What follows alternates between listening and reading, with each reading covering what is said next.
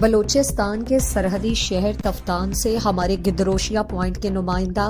سمیع الحق سیاپاد کی رپورٹ کے مطابق سیندک پروجیکٹ میں کام کرنے والی چینی کمپنی MRDL کی جانب سے تفتان کے کلی ملک حاجی عیسیٰ خان شیرزئی اور کلی ملک خدا بخش محمد حسنی کے لیے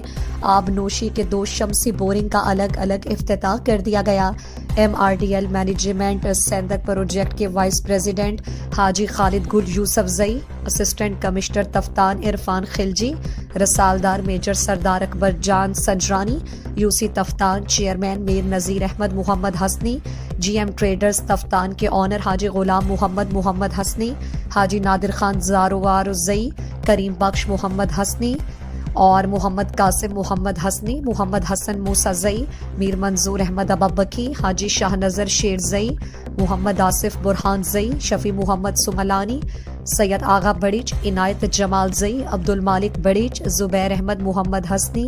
محمد ہارون موسیٰ زئی، محمد حفیظ فقیر زئی والمین،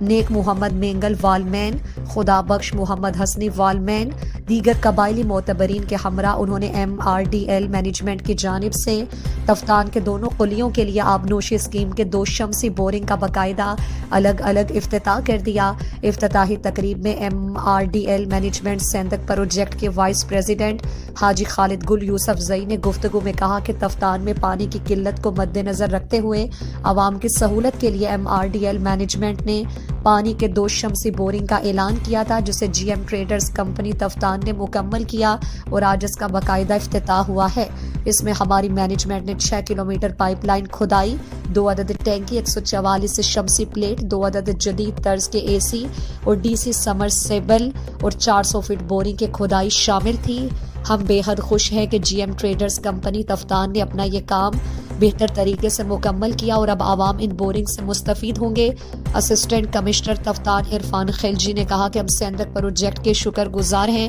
کہ انہوں نے عوامی مطالبات کا خیال رکھا اور تفتان کے عوام کو سہولت فراہم کر رہے ہیں۔ انہوں نے مزید کہا کہ اب یہ ہماری ذمہ داری بنتی ہے کہ ہم ان بورنگ اور ٹینکیوں کا خیال رکھیں اور ان کی حفاظت کریں۔